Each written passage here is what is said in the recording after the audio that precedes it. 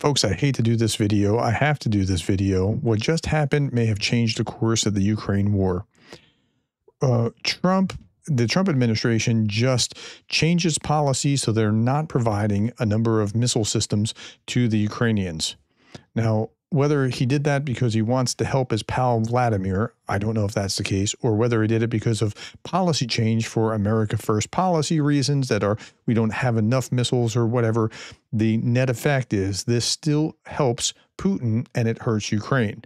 So that's what just happened. So let's try to explain what's going on. I wanted to do a video like this because I've been showing you just how bad the economy is in Russia day over day. And I'll still show you more of this.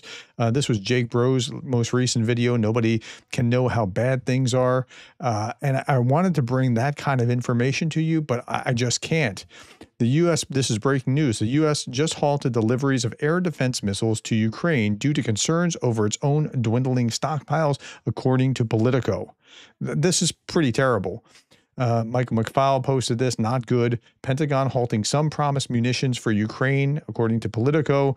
Instead of sanctions against Russia, halting aid to Ukraine. What we should be doing is pushing Russia by sanctioning them more and giving more stuff to Ukraine. Instead, we're doing exactly the opposite, and it's going to have an effect that Vladimir Putin's going to notice. The U.S. has halted shipments of certain air defense missiles and precision-guided munitions to Ukraine, according to Politico, and I'll show you that article in just a moment. The decision was made in early June, but it's only now taking effect. The reason is so-called depletion of U.S. stockpiles. Whether that's the case or not, the net effect is still the same. Breaking, White House confirms it has halted weapons that Ukraine was scheduled to receive, including PAC-3 Patriots, 155 millimeter artillery rounds, GMLRS, Stinger, and AIM-7 and Hellfire missiles. Okay, now there's a way around this, and Ukraine can be provided this from other sources. Let's say the Europeans might provide it. I think the scenario is going to be that Ukrainian ingenuity is going to reconstruct these as best as possible while Europeans fund it, but that's the only way forward because the Americans just have pulled the rug out from under them. Okay, here's Politico. Here's what's actually in the article itself. The Pentagon has halted shipments of some air defense missiles and other precision munitions to Ukraine due to worries that U.S. weapons stockpiles have fallen too low. The decision was driven by the Pentagon's policy chief, Elbridge Colby, and was made after a review of Pentagon munition stockpiles, leading to concerns that the total number of artillery rounds, air defense missiles, and precision munitions was sinking. Well, of course it is. It's getting lower over time. You could have been restocking it, and you're not, and you're spending lots of stuff for Israel. The initial decision to withhold some aid promised during the Biden administration came in early June, according to the people, but that is taking effect now, and Ukraine is beating back some of the largest Russian barrages and missiles and drones and civilian targets in Kyiv and elsewhere. This happens against the backdrop of the largest attack overnight in a single day on Ukraine. I mean, it's unbelievable. In a statement following the publication of the story, White House Deputy Press Secretary Anna Kelly said that the decision, quote, was made to put America's interest first following a DoD review of our nation's military support and assistance to other countries across the globe. The strength of the United States Armed Forces remains unquestioned. Just ask Iran. Okay. So I get it. I want America first in the sense that I want us to have everything that we need, but this was just management malpractice. We didn't. If this is true, then it's management malpractice. We didn't think ahead enough to be able to provide what we needed to provide for Ukraine because of Iran and Israel. Maybe that's what depleted it faster. I don't know. But yeah, the net effect is this helps Vladimir Putin. It's really throwing a lifeline. That's why the thumbnail has him in the floaties with the rubber ducky and has him in the safety, the life preserver. Okay. Russia over the weekend launched its biggest aerial attack on Ukraine since the start of the war with 447 drones and 60 missiles. They do not have to have. Okay, so here's the really interesting thing. They do want to have the anti-missiles as they call them, and we're going to see if we can make some available. Trump said this just a week ago, but if this happened back in June sometime, he may have known that while he was at the NATO summit saying this, which is really like, that's kind of sick. Money in the fund was obligated by the end of the Biden administration, with deliveries coming whenever the systems are ready. The drawdowns from current stockpiles have continued under the Trump administration, which has been using up the last $61 billion in funding to replenish U.S. stocks of weapons and provide billions in aid for Israel and other partners. The Trump administration has not requested any further aid for Ukraine, though there is enough left over from the Biden administration to last Ukraine several more months. Now, we know that Europe was going to have to step up because the Trump administration wasn't really forthcoming with something. So this is problematic. Now, Tom Karko, a missile defense expert at the Center for Strategic and International Studies, said this, and I think this is the real painful reality. Air defense won't win a war for you, but the absence of it will lose one fast. So this is going to create a huge hole, and it's going to create a strategic advantage for Putin, which won't draw him to the table, but will only embolden him to do more of what he's doing. And again, he's been doing this night after night. If you go back and look at the chart, the biggest strikes, the top, like, let's say 7, maybe 10 biggest strikes have all been within the last month. Meanwhile, the U.S. Congress, in its limitless ignorance, is demanding Russia return tens of thousands of kidnapped children, which is useless because without arming Ukraine, millions more will still be abducted by Russians as they press into Ukraine. So this is an article in the Kyiv Independent. After Trump cut support, U.S. lawmakers press for action on Russian abductions of Ukrainian children, as they should be doing. But unless Ukraine wins, not only are they not getting those children back, but more will be taken. Trump administration is even stopping delivery of Patriots. Are we kidding? A delivery of Patriots. So disgusting, so embarrassing as the leader of the free world. Guess we're done with that, says McFaul. Okay, next big story. I was talking about this. Well, I'm seeing signs for Iran 2.0 coming, and something's brewing. It's going to get bad here.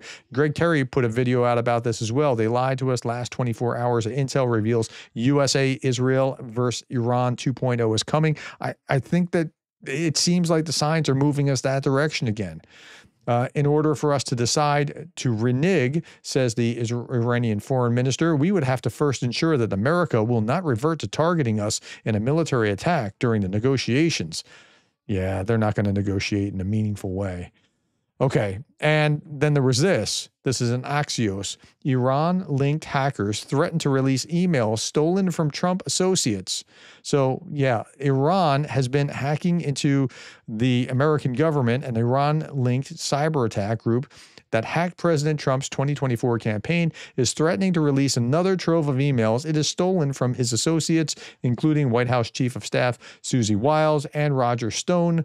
The big picture, Reuters first reported a threat Monday that cybersecurity and infrastructure security on X called a calculated smear campaign, which came the same day as the Trump administration released a report warning that Iranian cyber actors may target U.S. firms and operators of critical infrastructure.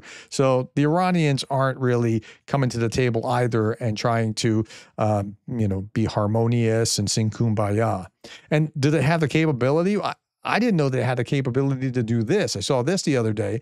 On 12 June 2025, dozens of anonymous X, that's formerly Twitter accounts, advocating Scottish independence abruptly went silent.